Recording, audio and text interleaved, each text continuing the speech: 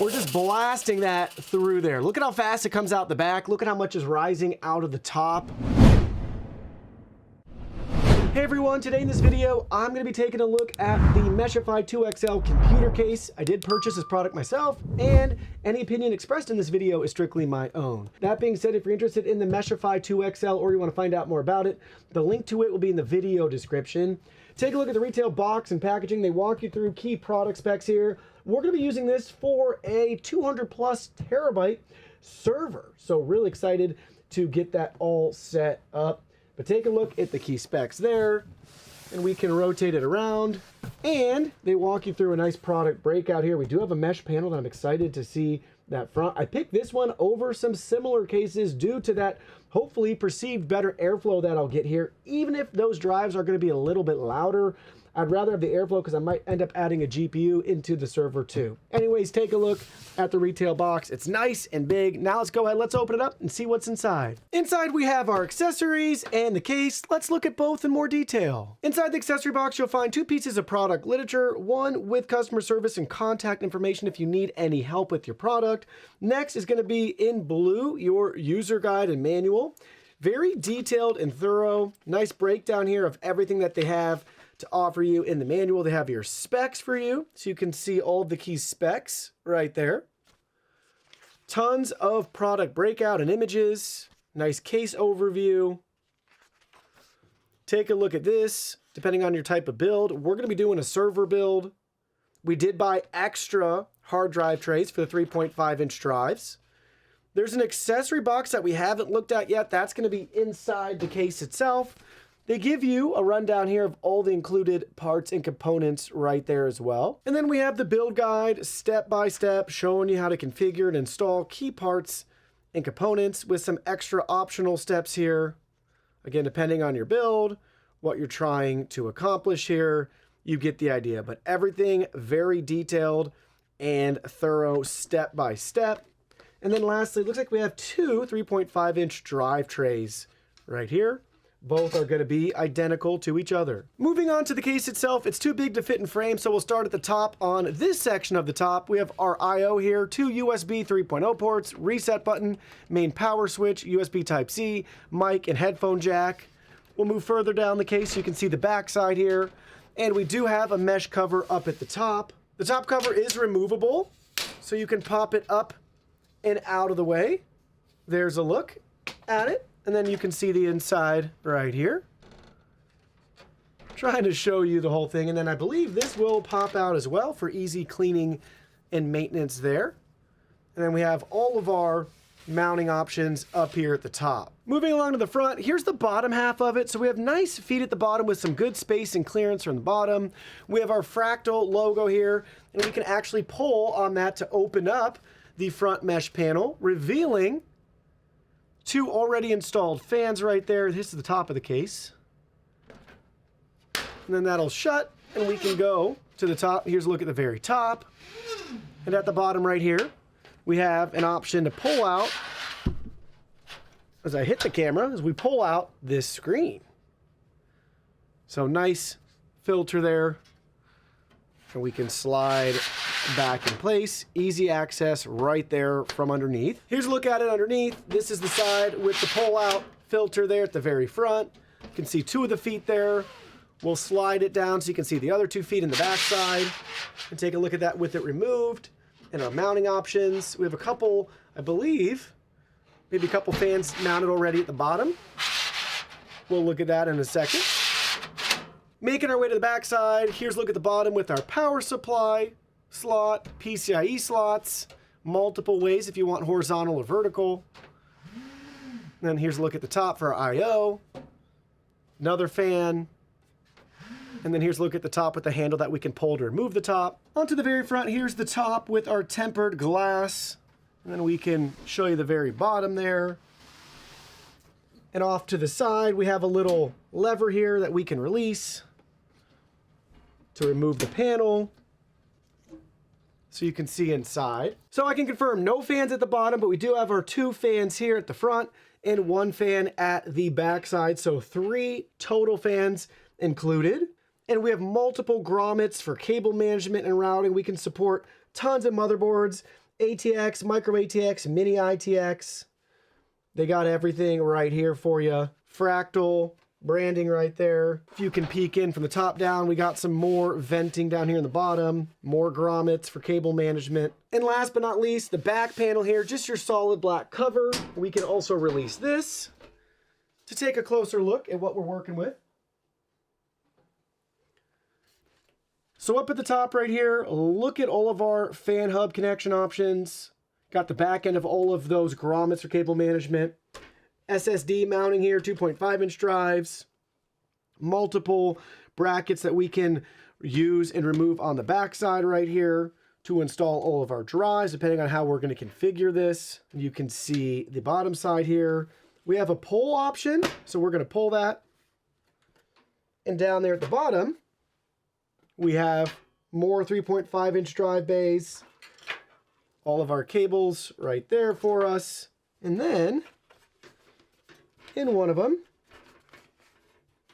we have a little box of more goodies right here. Let's open that up. And it's going to be our cable ties, screws, got some more grommets, everything we need right there for case installation, whether it's motherboard or hard drives, and cable management. But wait, there's more. Nice microfiber cloth with Fractal's branding on it. That's it. So for our build, we're going to convert this to the storage layout. So we basically have to move this panel here in the back up to the front so we can slot all of our drives here. There's a couple of screws. I think there's 1 or 2 at the top and a couple along the side. So then we can move this out here and fasten everything back in place. Let's remove some of our covers and side panels. So here's a look at the top. Here's a look at the very front and the back side, how we have it prepped. So basically, all the panels and covers off right here. Now there's a couple more things we can do. On the front side, I believe we got to pop these guys up and out of the way. So it would appear that maybe, just maybe, we can pry those out. Got one. Got two. All right, now we have a couple of screws to work on right here. On the side, they're going to keep it in place. So let's see. I believe these, those 3, and then is there any on this side? I don't see any on that side yet. So I believe we're going to take those and shift them over to that side. We might have to take the fans out. I'm not positive. I hope not. Those 3 there. And then I believe, I believe right here, maybe on the back side. It's going to be a smidge long.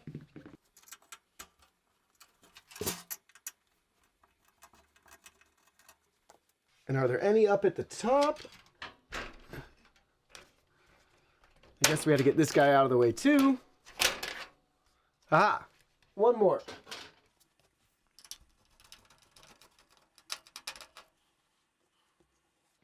Now we'll see. There we go.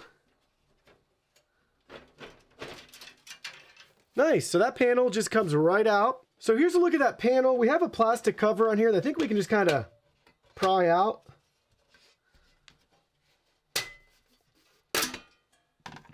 There we go. Take a look at that. Sweet.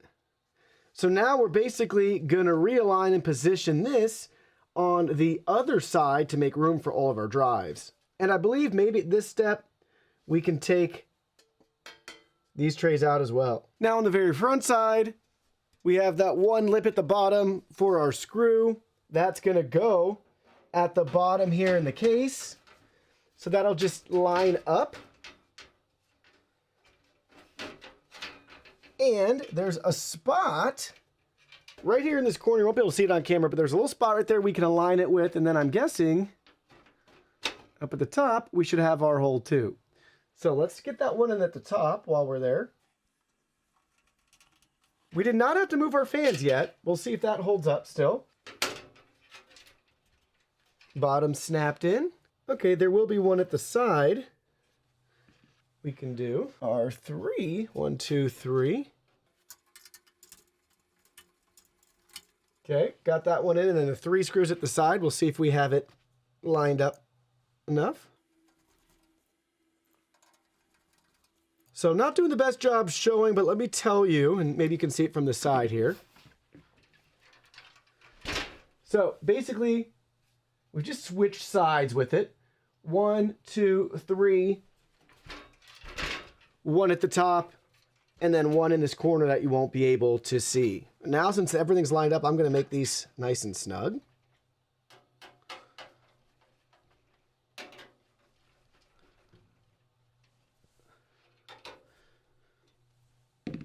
And that's pretty sweet. Now we'll be able to put our drive trays in. We'll have a ton of drives there, and I guess we can snap this cover back on.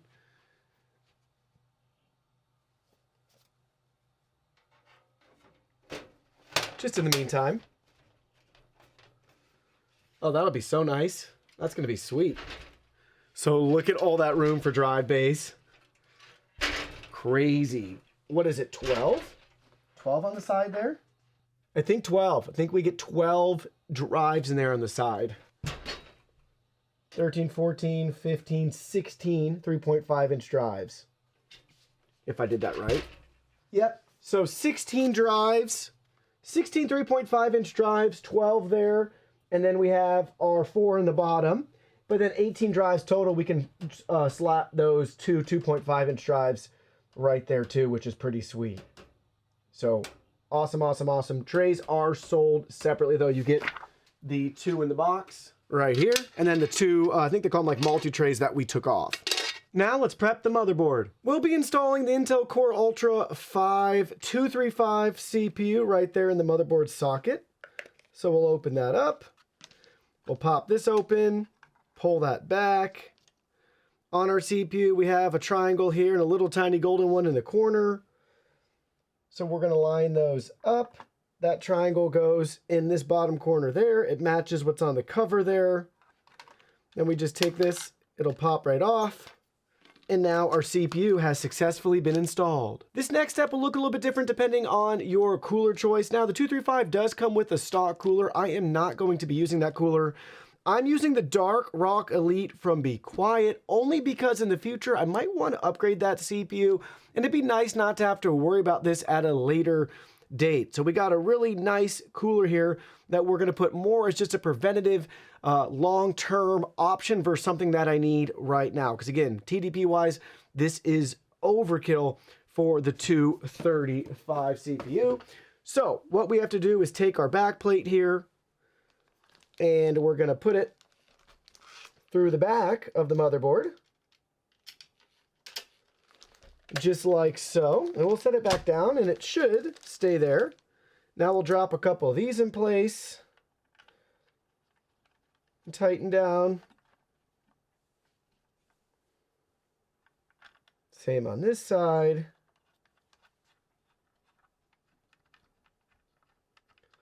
Then we have a couple of brackets that'll go across.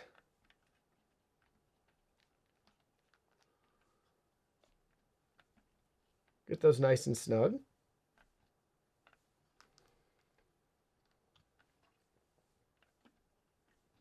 Pretty beefy cooler. Okay.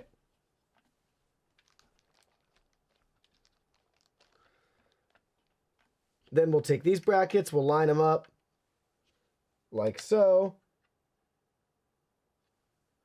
And then we'll take these screws and drop them in place. Making sure we're using, technically the LGA 1700 is what we're going to be using for this one for our 1851 socket. So clearly marked for us on there to make sure we have it screwed where it needs to be.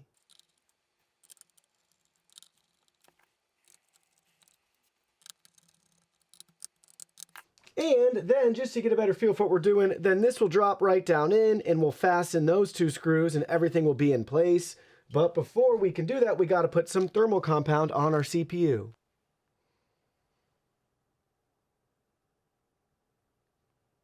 Now we'll line this up.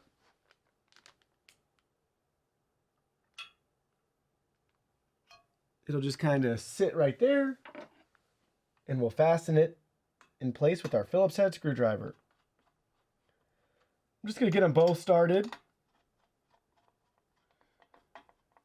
Kind of work back and forth.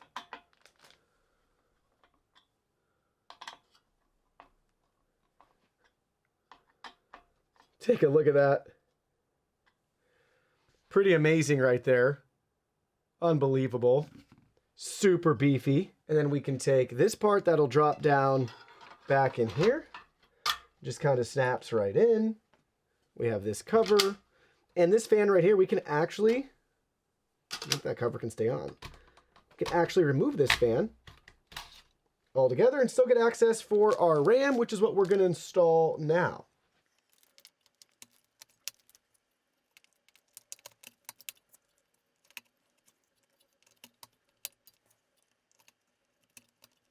Got our RAM installed. Now we'll work on adding our drives.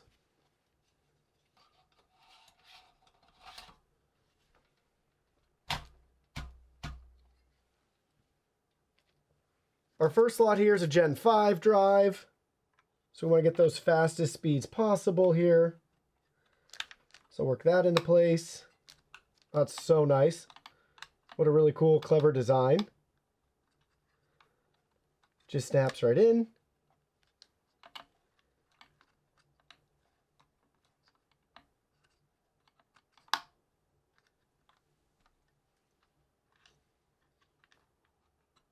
That's cool.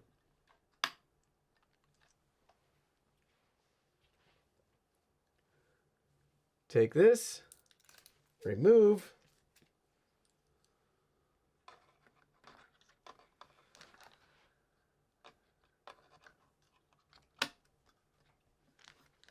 First one, then we'll do, I believe, these next 3 slots.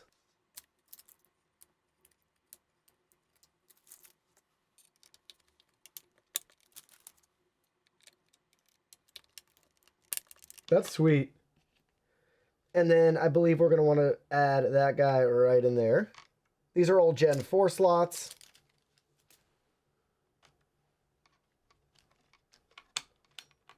That is so cool. Super simple install. Then we can take this. We got to remove some of our film here, and then that will just go right back on.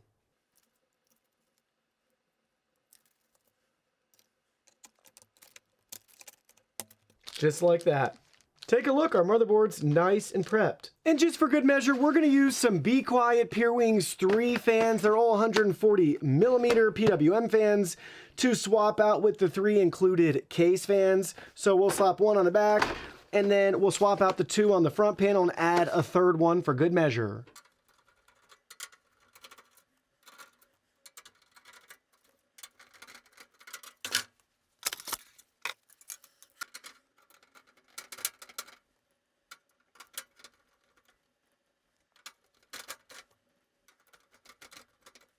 Ta-da! There we go. Now we're going to drop the motherboard in place, lining it up right here. There we go. Now we got to fasten these screws in place.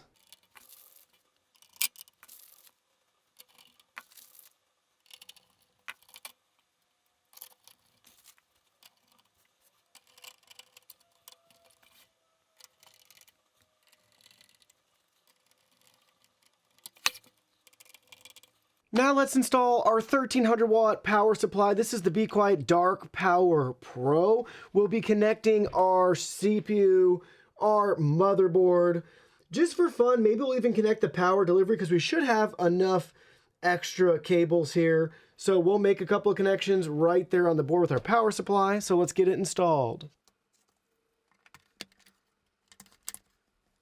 Also got our GPU cable here. We'll be using one of the 2 PCIe 5.0 slots. 2 CPU.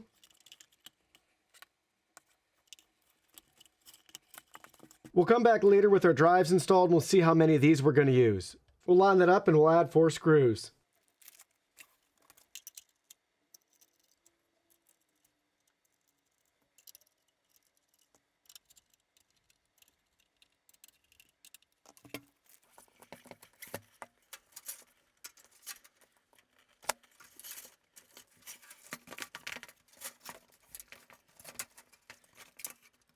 Okay, so that will fit right up against there with that fastened shut, which is great. Then we'll have to go back in again and add some of our drive cables as needed for the drive power. So to see if we have the space, we are going to go ahead and add all of these for our drive power, and we'll add one of our PCI cables here to do the power delivery, just to have that option in the future without having to add more cables at a later date.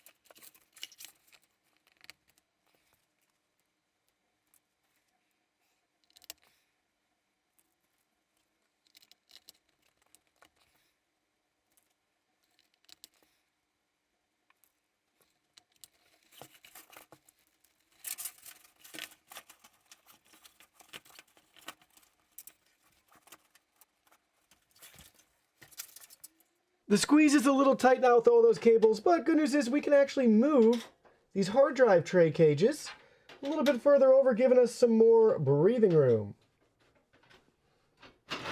Much better.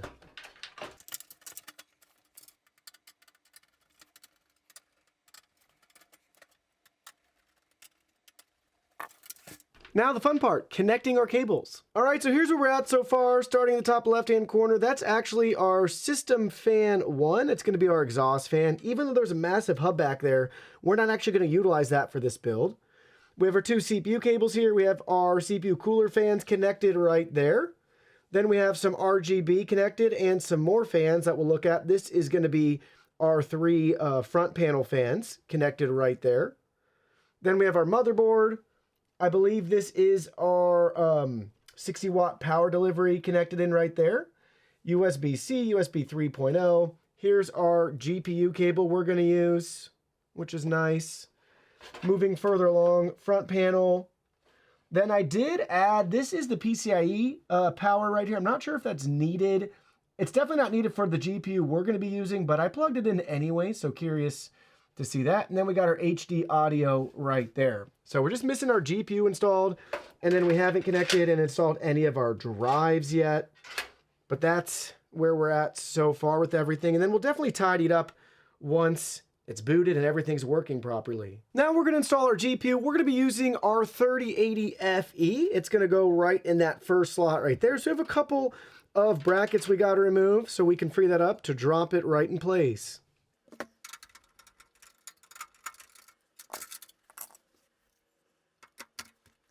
So cool. And then we have this little release.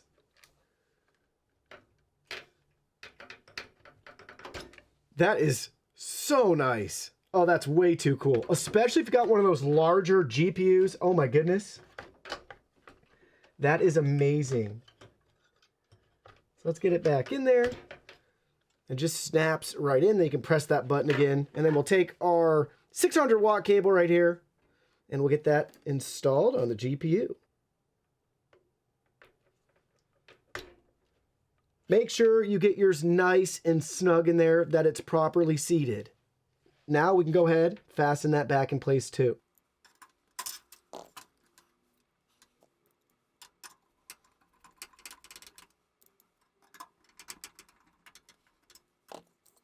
All right, take a look at that. Now let's get a hard drive installed so you can see how that process works too. We're gonna be using 3.5-inch drives. I did purchase multiple additional trays as well too. We're gonna be filling this whole thing up. But let's go ahead, let's take one of the trays and let's get this drive installed. So we're gonna add these grommets in there for our screw holes. Line everything up. Then we can take our screwdriver, gently fasten everything in place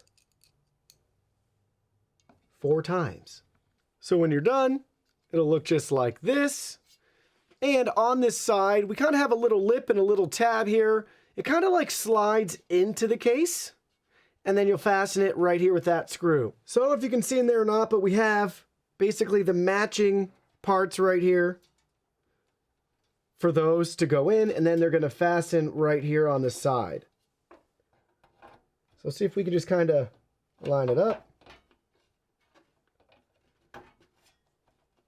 Push in, and then we can fasten, and now we can keep adding more trays all the way up to the top. And here's a close-up of the build so far. It's actually incomplete still. We're missing the HBA card.